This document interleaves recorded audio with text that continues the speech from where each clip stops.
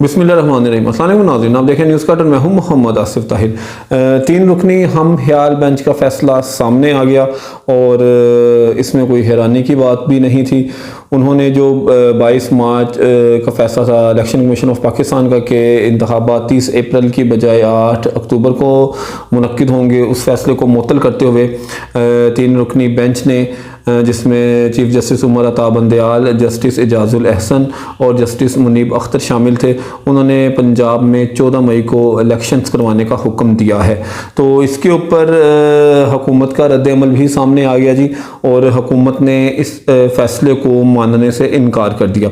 वफाकी काबीना का इजलास हुआ वज़ीर-ए-आज़म शहबाज शरीफ साहब की ज़ेर सदारत, और उसके बाद पार्लियामेंट में भी इस फ़ैसले को तनकीद का निशाना बनाया गया और हुकूमत ने कहा कि वो इस फैसले को नहीं मानते। बहरहाल जी, ये जो फैसला आया है सुप्रीम कोर्ट की तरफ से, इसमें अगर आप देखें तो उन्होंने 14 मई की डेट दी है कि पंजाब में इलेक्शंस करवाने की। और अगर आप फैसला तो आप सब ने मतलब देख भी लिया होगा, सुन भी लिया होगा टीवी से और मतलब उसमें सोशल मीडिया पे। तो बाकी अब ये है कि इस फैसले के बाद जो हमारा सुप्रीम कोर्ट का 3 रुकनी बेंच है, इसने एग्जेक्टिव का जो इख्तियार है वो भी अपने पास ले लिया कि इसने हुकूमत को मतलब हुक्म दिया है कि वो जो वजारत ख़जाना को कि वो इसके लिए 21 अरब रुपया जारी करे। उसके बाद उन्होंने जो इलेक्शन कमीशन का जो इख्तियार होता है कि कागजात नामजदगी कब जमा होंगे, कब लिस्टें लगेंगी, जो भी पूरा शेड्यूल होता है, इंतखाबी शेड्यूल जो होता है, वो भी सुप्रीम कोर्ट ने अपनी तरफ से खुद मतलब वो जारी कर दिया। और ये पाकिस्तान की तारीख में पहली मरतबा हुआ है कि सुप्रीम कोर्ट की तरफ से पूरा इंतखाबी शेड्यूल भी बताया गया है कि इस डेट को ये काम किया जाएगा। तो बाकी अब देखें कि इसमें इसके क्या आगे आने वाले दिनों में वज़ीर-ए-आज़म शहबाज शरीफ ने कल पार्लिमानी अपने जो हैं लीडर, उनका भी कौमी असम्बली के जो हैं उनका भी उन्होंने इजलास बुला लिया, अपनी पार्लिमानी पार्टी का भी इजलास बुला लिया है।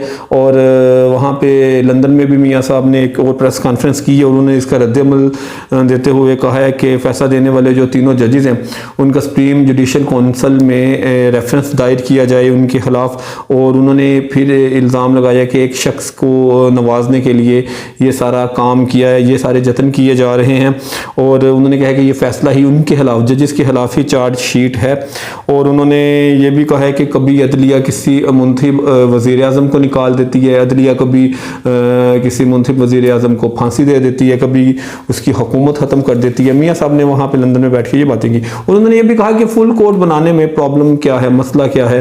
फुल कोर्ट बना दिया जाए तो इससे हम भी उसको मानने को तैयार। इमरान खान तो पहले ही कह चुके हैं कि फुल कोर्ट बनाया जाए, उन्हें कोई एतराज़ नहीं है। बाकी जी मियाँ साहब ने यह भी कहा कि इस फैसले से महंगाई का एक तूफ़ान आएगा और डॉलर जो है वो 500 क्रॉस कर जाएगा। और उसके अलावा जो दूसरे असरात हैं वो आम आदमी के ऊपर पड़ेंगे। इसलिए उन्होंने कहा कि आम आदमी को, कौम को इस फैसले के खिलाफ उठ खड़ा होना चाहिए। यानी कि हुकूमत की तरफ से, स्पेशली मियाँ साहब की तरफ से ये उन्होंने ऐलान कर दिया कि वो इस फैसले को नहीं मानेंगे। अब बात यह है कि अगर वो इस फैसले को नहीं मानते तो उनके ऊपर जो शहबाज शरीफ साहब हैं, जो वज़ीर-ए-आज़म पाकिस्तान है, जिनको हुकूमत के सरबराह हैं, हुकूमत को इलेक्शन कमीशन ने कहा, क्योंकि सॉरी ये सुप्रीम कोर्ट ने कहा, और जो सुप्रीम कोर्ट के फैसलों के, अदालतों के फैसले के ऊपर अमल दरामद करवाना इंतज़ामिया की जिम्मेदारी होती है। अब हुकूमत देखें कि अगर इस फैसले को नहीं मानती और इसके ऊपर अमल दरामद नहीं करती तो उसके ऊपर तौहीन अदालत भी लग सकती है। और अभी देखें कि हुकूमत के पास अब क्या ऑप्शन हैं। हुकूमत के जो है इसमें कानूनी माहिरीन PMLN के या दूसरे जो हैं, उन्होंने तो यही कहा कि आइन में अगर इंतखाबात की 90 रोज़ के अंदर करवाने की आइन कहता है कि 90 रोज़ के अंदर इंतखाबात होने चाहिए असम्बलियाँ तहलील होने के बाद, तो आइन में ये भी गुंजाइश है कि आप किसी वजूहात की किसी वजूहात के ऊपर आप इस इलेक्शन को मुलतवी भी कर सकते हैं। बहरहाल जी, अब सुप्रीम कोर्ट की तरफ से तो ये फैसला आ गया कि 14 मई को इलेक्शंस करवाने हैं। अब आप देखें कि हुकूमत क्या करती है। अगर हुकूमत नहीं मानती तो कंटेम्प्ट ऑफ कोर्ट जो है वो उनके ऊपर लग सकता है। और अगर इसके अलावा हुकूमत के पास ऑप्शन है कि वो एक रिव्यू पिटिशन दायर करें इस फैसले के खिलाफ, लेकिन उसमें भी यही है कि उसके लिए जो बेंच बनेगा वो भी चीफ जस्टिस ही बनाएंगे।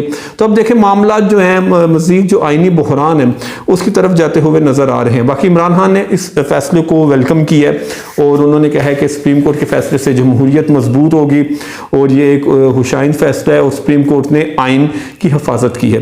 तो बाकी जी खान साहब से याद आया कि खान साहब आज इंसदाद दहशतगर्दी की अदालत में पेश हुए, जहाँ पे उनके 3 मुकदमात थे और तीनों मुकदमात में उनको 13 अप्रैल तक ज़मानत मिल गई। और खान साहब की जो पेश होने की फुटेजेस हैं वो भी आपने देखी होंगी कि वो जो नारे लगाते हैं कि खौफ के बुत तोड़ दो, हमने डरना नहीं है, हम डट के खड़े हैं, तो टक्कर के लोग तो आज उनका ये मतलब आलम था। अगर आपने वीडियोस देखी हो तो उनको बिल्कुल उनकी जान कीमती है, वो एक कौमी लीडर हैं और लाखों करोड़ों उनके फॉलोअर्स हैं, लेकिन वो जिस तरह की बातें करते हैं बहादुरी की, जिस तरह वो नारे लगाते हैं, वो आज जिस तरह वो पेश हुए हैं अदालत में, तो वो बिल्कुल आपने देखा होगा कि उनके फेस के ऊपर एक जो शील्ड लोहे की प्रोटेक्टिंग जो प्रोटेक्ट करती है इससे बुलेट से, बुलेट प्रूफ शील्ड जो है वो साथ उनके साथ साथ जो उनके बॉडी गार्ड्स हैं, सिक्योरिटी गार्ड्स हैं, वो साथ साथ लेके जा रहे हैं। तो इसको मतलब इस इनके एक्ट को मरियम औरंगजेब साहिबा ने और बाकी उनके मुखालिफिन ने भी तनकीद का निशाना बनाया कि आप एक तरफ तो खौफ के बुत तोड़ने की बात करते हैं और दूसरी तरफ आप खुद अदालतों में इस तरह पेश होते हैं कि जैसे पता नहीं आपको कितना खौफ है और आप किस लिहाज से आप मतलब इतने बुज़दिल हैं आप कि इस तरह आप अदालतों में तो पेश एक बुज़दिल ही हो सकता है कि उसको अपनी जान इतनी प्यारी और वो इतना डरता हो। बाकी जी इस फैसले से किसका फ़ायदा होगा आने वाले दिनों में, अगर इलेक्शन 14 मई को हो जाते हैं तो डेफिनेटली फ़ायदा इसका पीटीआई को होगा। और पीटीआई अगर इलेक्शन जीतती है तो वो जो अक्टूबर में इलेक्शन होने हैं कौमी असम्बली के, तो उसमें ये इसकी जीत जो है जो पंजाब गवर्नमेंट बनेगी वो पीटीआई इस पर असरअंदाज होगी और पीटीआई की मकबूलियत भी आप कहने के काफ़ी ज़्यादा है आजकल। और जिस मरियम बीबी ने भी ट्वीट किया कि इस फैसले से लगता है कि लाडले को प्लेट में पंजाब रखकर दे दिया गया है। तो मरियम बीबी से मेरा सवाल है कि आपको किसने कहा था कि पिछले साल आप मतलब इस आईनी तरीके से ही इमरान खान की हुकूमत गिराएं और ख़ुद जो इमरान खान की नाहली है, उसकी जो नालायकी है और उसकी जो बदइंतज़ामी थी उसको अपने सर उठा लें?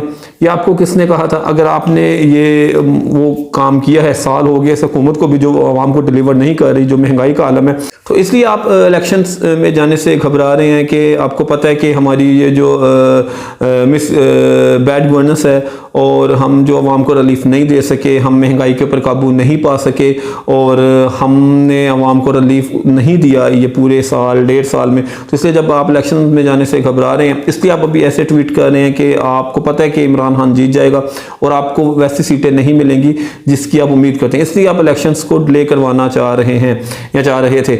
बहरहाल जी इनको भी किसने मशवरा दिया था कि ये सारा काम करते और इमरान खान की नालायकी नाअहली अपने कंधों पे लेते? खैर अब ले लिया तो अब भुगतें ये और अवाम के सामने ये जाएं और अपने वोटरों का सामना करें।